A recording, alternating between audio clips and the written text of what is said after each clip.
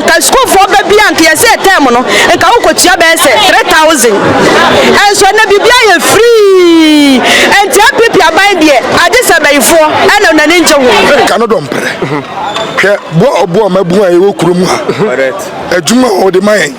ke wo ko bruskas na ko he adwuma amabru aye ye wo bruskas ye kwan o ye na o Mahama ke bibi kwa to mabru ya so ma oba e bo se beto abana ma so me jata ba ne nkofem me ko na mi sa asem o ken no e na no bi na fun endro akra oba ha be kan de sim oba ha nyum pa o de eba enya no bi na NDC betra konwa no so a o de eba eti ena no pa obedu wa hu de asi wa eno no twa emfoni ye de kirewo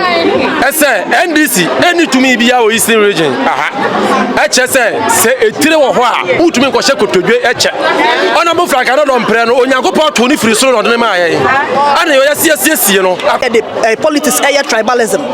that be esi etimi ma ye hu ne ma ye ma ye ni mie ni hu ne ma ekoso ani say vice president yi se be onya kanni oye pepeni enye tribalism de nam enuma pa oye nti ne pese obedi NPP enim bacho efrose me de Abigail Aboajewa yo ame Abigail yen hwe afi abato ayebasui wo ye MPP ni mugidi se December 7th MPP ebetime di nkunim abato ye baso oh yen jindi se ye nim se ye bedi nkunim munim se bedi ye nim se o ka se ye gidi ana ase ye adwene ye se ba ye nim ye di nkunim no ye nim se ye bedi edie na ye ma monya hotoso se MPP mbetimi edi nkunim afi abato oh on se adwuma ye yaye no ye nim ne ye yaye enti na bigina ha me ka se nkunim no ye di no ne ma yaye no se wo hwe aban ya aba atwamu a omuntimi nya sa adwuma ma ye ene ma titru ye MP edi aye no aye oye vice president impo sha ene ma odi egu akwa mu na obeye president oh nti abane de ye di abane en ka se ye di anka sa abane de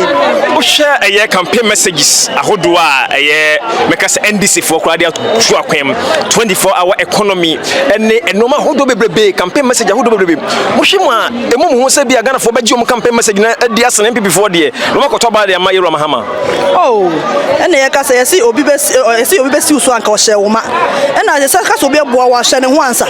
anso de boa kwatre kwa so be ma ontuma aya tie ne di e de no ba ye mo de ma ye se be se busa ye nuanu Ghana fo a e de na mkofo we ba ye omo ye ma ye matimi anya hwe empo education system e wo kro mo se ye ntimi nyu so ye ne yetimi aye a mo se mo no mo de ba ye papa Ghana fo mo me na da ye ya na e mo bo ne ye de politics air tribalism that be esi etimi ma ye hu ne ma ye ni mie ni hu ne ma ekoso any say vice president yi se be onya kanni oye pepeni enye tribalism de nam enuma pa oye nti ne pese obedi NPP enim enye tribalism tese bi nnuanu ye ma ye ni bie ne hu se NDC for campaign de abane de azan throne papa bi enim entronko a de omuntimi nya no matro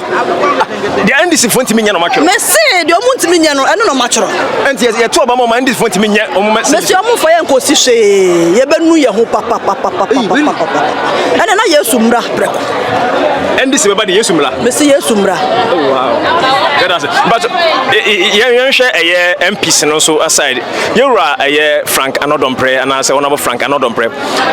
afi my ready say mbatanechi amana di nkonimo eye aha no oh papa asem no busa kra me tribu kra ye me de edi na boy me trim eye me de papa no honorable oye adwuma ha Frank Anodompre papa yetene so a na ya sore ye nya ni subida won Nsawam Dredge constituency ha ye nya ni subida o me si haya na ye wo me haya na me hu bi da papa na ne ma oye no kire wanka ana kire wanko su an kire no ne ma oye ma ye Nsawam Dredge constituency de ye ni gye ne hododo na obedi biem wasend biem kire no akasa kase onko biem yo wa wo hwe ne ekoya ewiam kra kire se abano Bawumia Anodompre omo afa abano na emi se salom no sabio emi se yesi ne yam kan kakra nto kotwa ne beto intini aye wadwane wantumi amba na ye papa nso de ne yam ya ne yo ne tie ne yo and o wa ha bi inti baby ade na keka kodin de yafa kwa mwadwane kra omukọ nti anu de na nanie don prenie Bawumia nie ya da ma okay good me ba cho yen hwe December 7th wo hwe enipa mu no mkosi akan yi anase mu no mkokon na NDC for yewla Mahama so aja was starting campaign ya wo ye ne dendendre messages ahodo wo de ba ni message wo so de ba bua Ghana ama hoto ene o man asumduetimi aba fi say yewla NPP for kra amount mi anya o man yi wo hwe messages e ba mu sisi afi mu betima ni nkonim abato ye ba yi o aja nyame adum ya message ba ko kra hwe secondary school fo ene wanya school kra mpoa ya ban yi de wo be ko school na mo Mahama ba ndra Nsawam ma so ba be si mo kire no hwa ye be wu no de yeguma na NDC fo ne ba be si omo ni policy bia na de na opesha sabi owo kra ka NDC chairman draw ya mo si asu ni fasui eno na je ne nkwa incident biom na mo pe iti Bawumia nie don prenie ya da mo ase be ba cho na wo hwe pie mu akra obi e bo ye onabo anodom pre edrim wo hwe anu ma wa ye adwuma wa hanu pa ba cho de adwuma ni de bebre me ba mo cho se mo fin kran kra ba mo de mo hwe ye kwan ne so wa ma ye traffic light wa ma ye nsuo o ye kwan dem biom o titi schools enema ni de bebre wa ye traffic light kra de bebre kwan kire se ye hunya ye kampo nyame shira no ya da na sepa December 7th say mo tan na chi kwam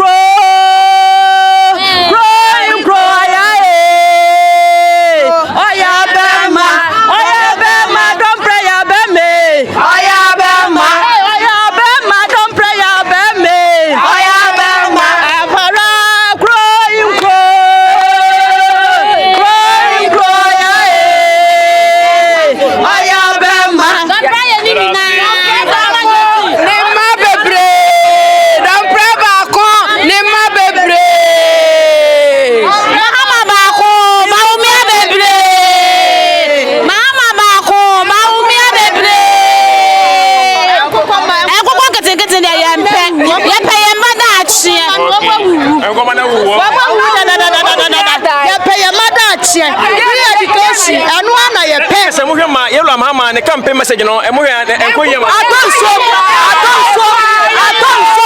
Mahama ne campaign atonso enyina so bia de magana ya go school ya pesa ya ma go school sa anything you do for the lunch ya ma license bia ya yo madi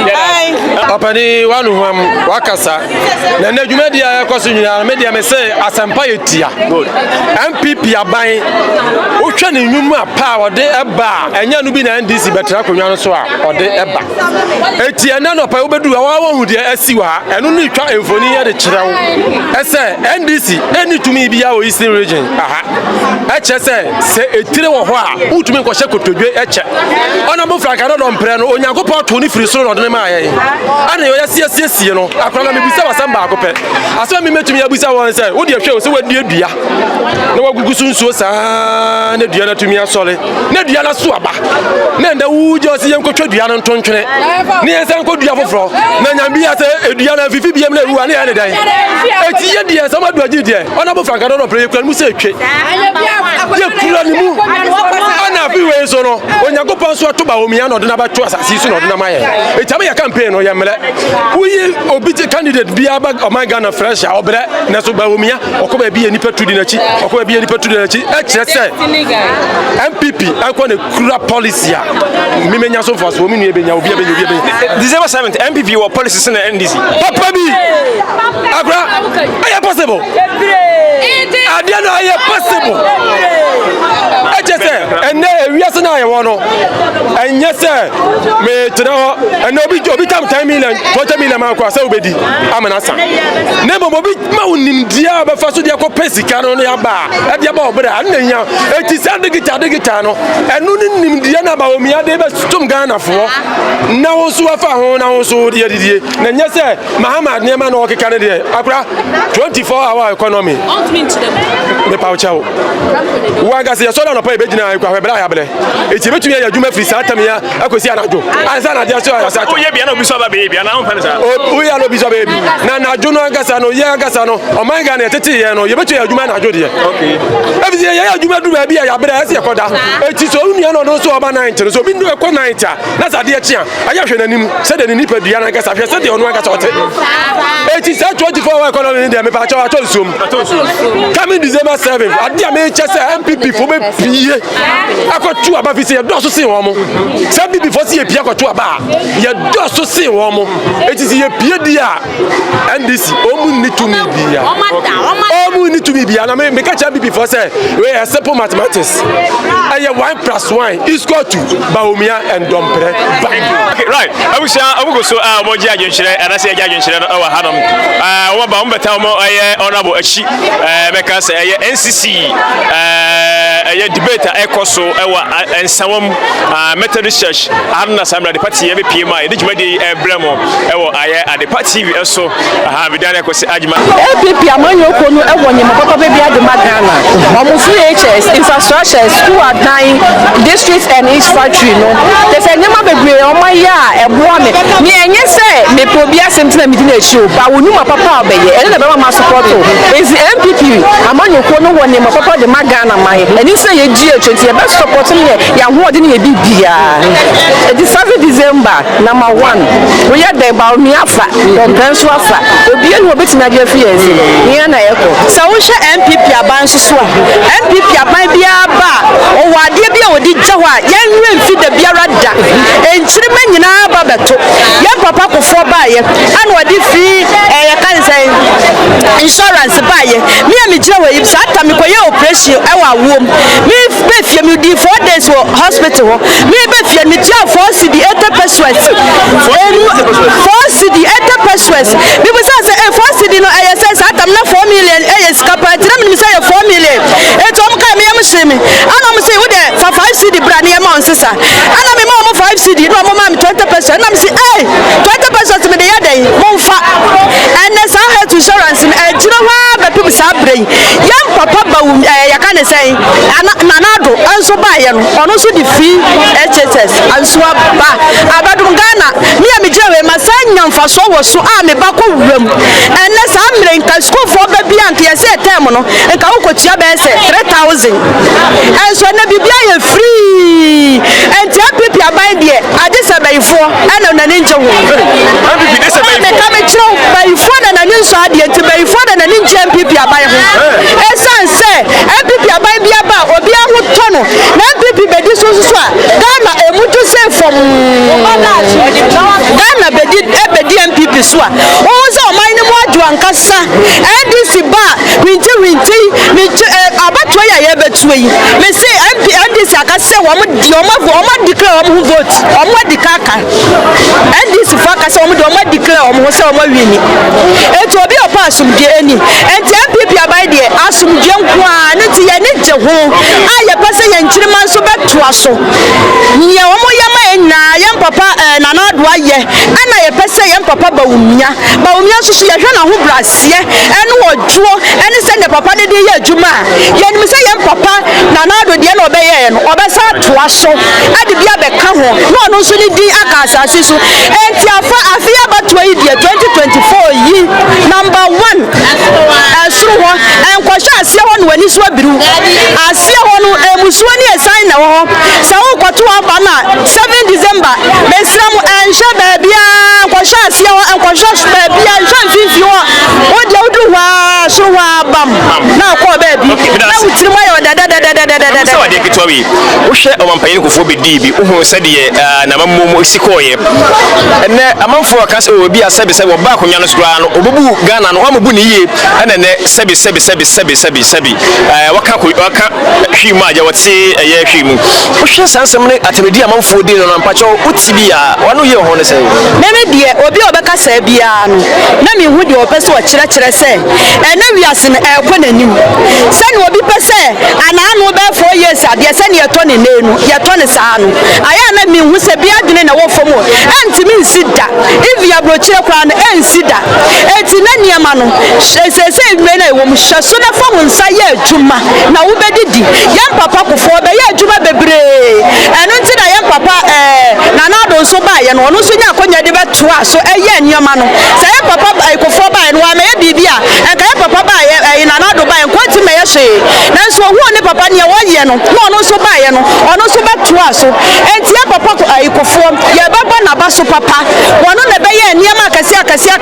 ye. And I am papa who say, papa and another who say, let's be by your beer, Medina Casa Sisu. I don't know so by your beer. And then you need to Casa Sisu. And Mahama and I ain't the Bian Cancerano. Yana dear beer, the Baboni Din. Dumusoni, the Baboni Din, Sans and the Cairo Mahama. I don't Dumso. Sans Atam and the Poma dear. And the shop of Kutuabi, the Quato generator. I know so that Sanya Ham and Mammy Jaya Juman. We have a meto, and Faso Minana, Mijaya Juman, Cope, this way. It's Mahama dear. Send what? Yakata, Chipra, said Dumson for Sobian Weba Somalia.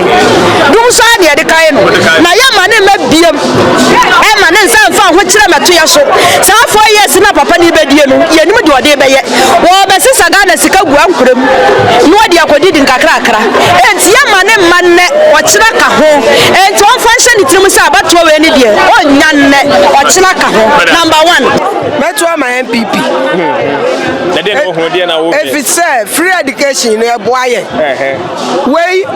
what my way of friend is Mama saw between. I still don't get the answer. I could Kasi. Away no obetrum, Waba. Almost obetrum. Now, Obenu Casa, no Casa, won't see Casa Numuye. Or see, or no bar, or near Woof, any teacher for by a bar. No one could do job market, no one about what way be by his emda. No, what the Abama no man, Yaman Qualane, the way to be done. Yen and I go school, your queno, your 3 school fees, no, nobody I could do Guana Brian. I will for young Coguas and could do any teacher. It's a nice some no cano. Nature, I see, I say, obey Jessica into obey free education. It's free education, I bear your boy. Maybe 1 year this year, I acquay. Nami soon say one Quafuki can't say a Jista. Meaning Qualano Comunia, Kede Senior High. Yakwa, Madame, say, Okamaya, near money, and near train near the by there to 20 year quay. Yakwa, be away to so also way, or Bubonia Menina, also Unia Masu. Nami say, Madame, she can't be a man, also you, Jan Walk Coffee. Yampa way a bed day. Yapenia, what about my uncle Conking kitten, that benda? You cook on kitten, your education, you know, I'm a dachi, I year. December 7th, all about my NPP Bawumia. What my director told us is that they've placed embargo on employment. There will not be employment for us.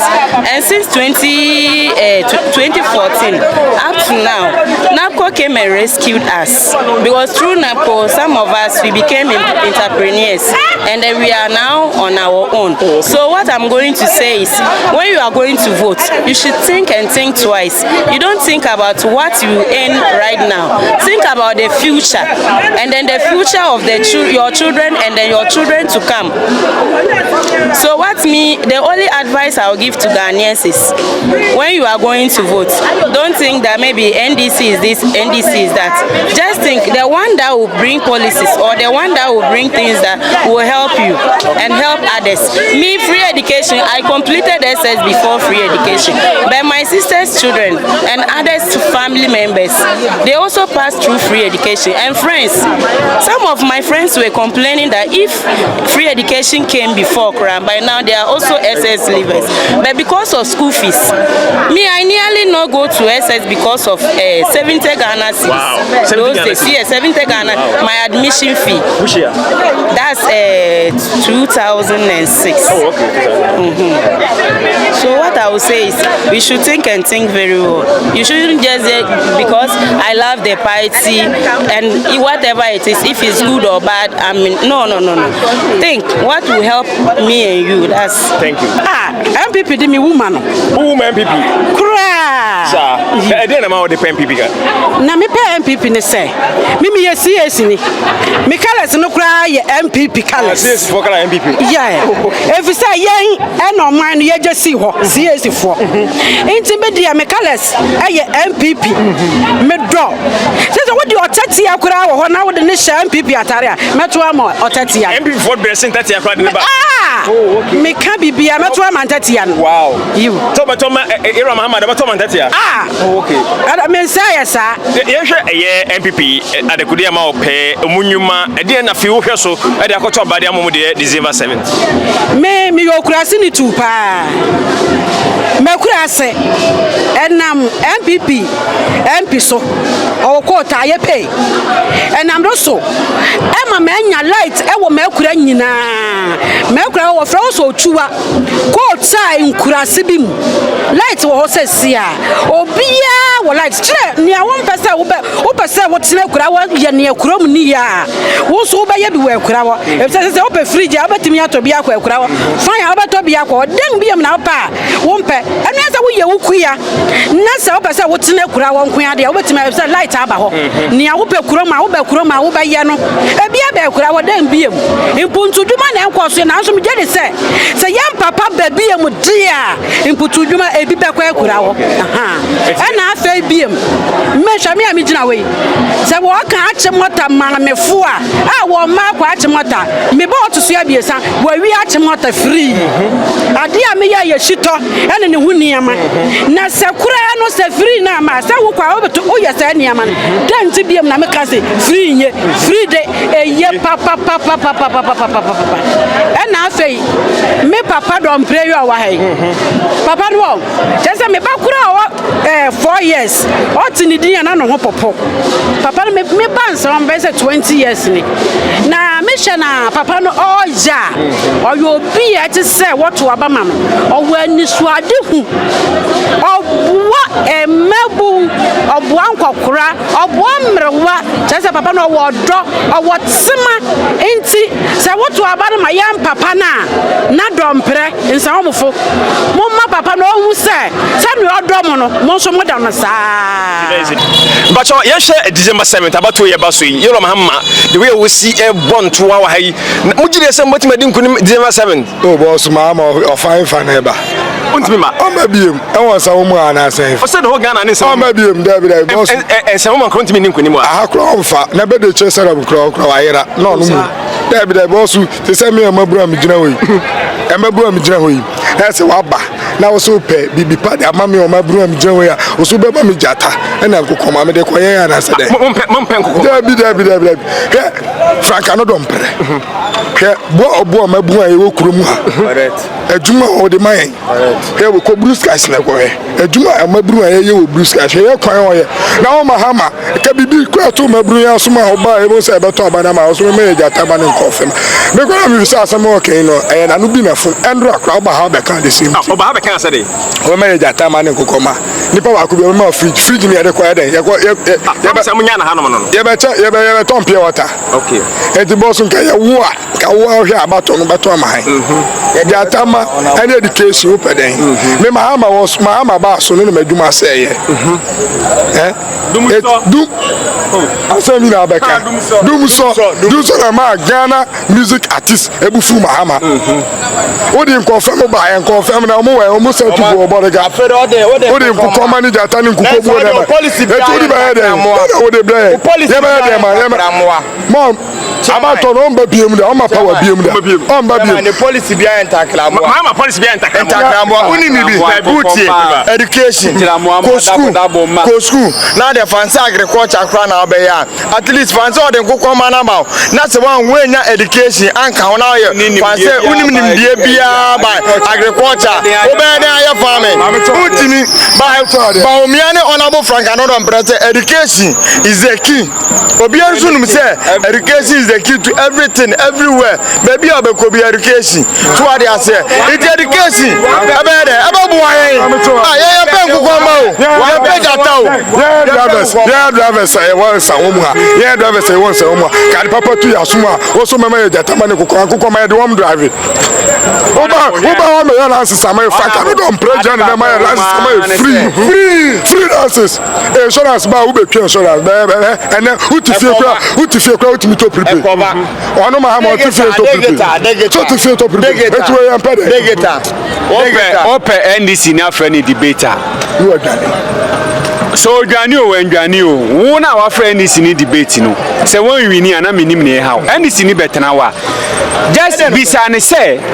oma policy ba ko de aba ama the whole Ghana so be abofra akola penny e benefit from what na wa ye no se ne anebuefu no asori ko oni hweka health insurance free education why mention them ni nyina ye NPP fo ya na de aba enti wo NDC ni wote wo akama yen fra wo debate yen fra wo NDC ni wo pe debate a wo be ka den wo aba ya ye bisa wo say wo penny we he a wo say endra no Mahama ba Nsawam Selom kodi Mahama enti wa bre na ona bu Franka no do mpre no ono ye penny kura wo yi parliament house wo no onu ni bebi okokoko ono wa bre nso ote that means ono wa ye ready for debate who ma ban mu da obi atena ban mu for 12 and 18 years who friend debate for how masa abana number 1 the whole Ghana to Obama NPP national security JJ na de bai ya ji atom your late president Atamels eden or the buy or see asumdwe Mahama buy eden or the buy the policy ben or the buy or say confirm fine and confirm the CMP ana nanado buy no the free education buy kufuo buy no or the health insurance buy and egusu ho free education egusu ho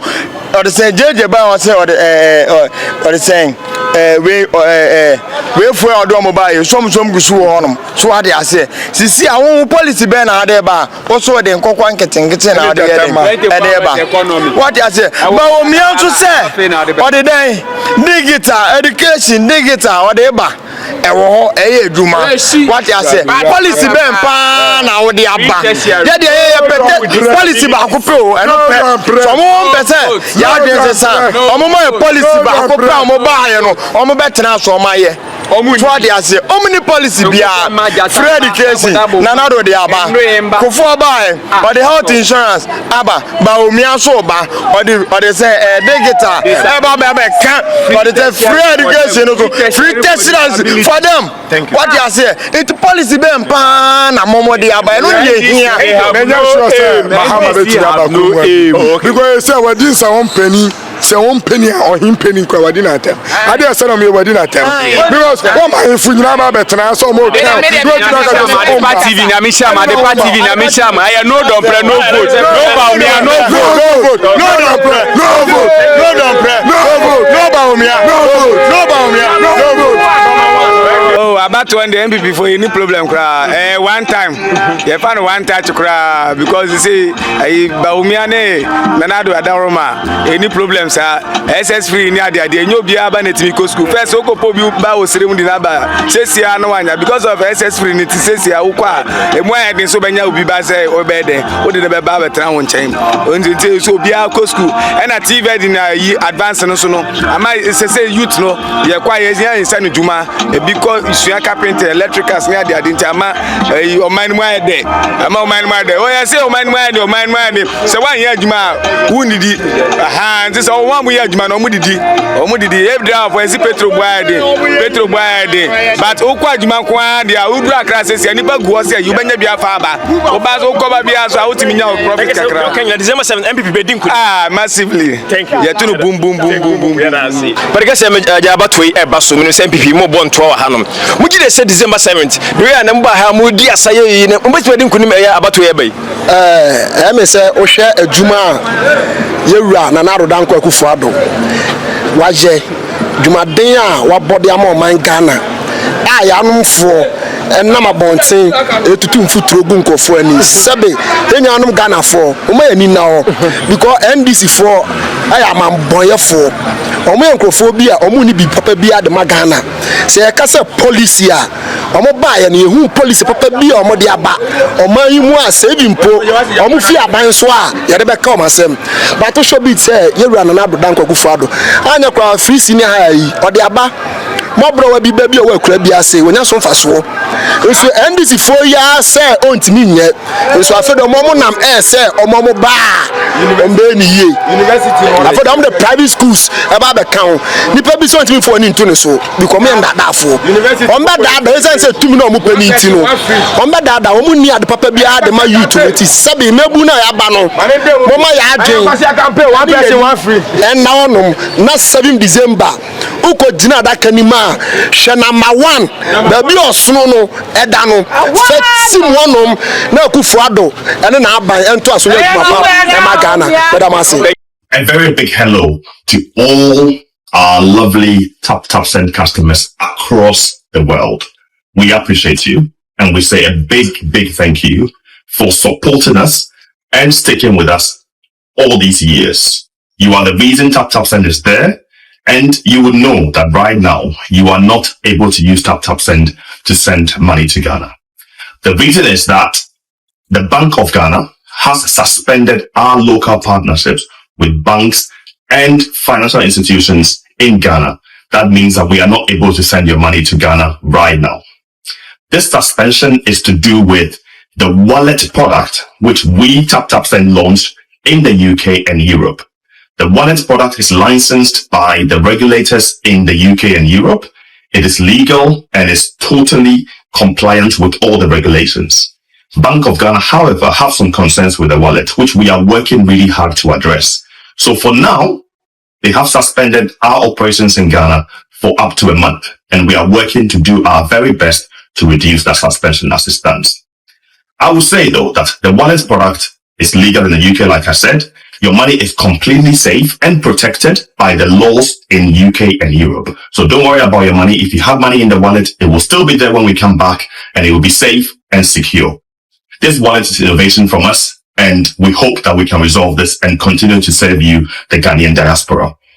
What I'll say though is, just like you stuck with us all this time, please stick with us again. Don't send your money through others. Hold the money if you can,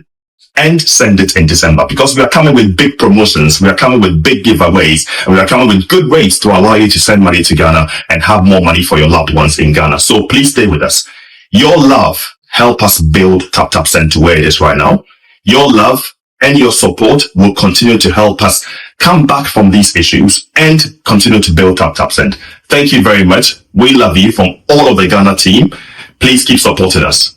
We'll be back soon. Taptap Send. Papa no.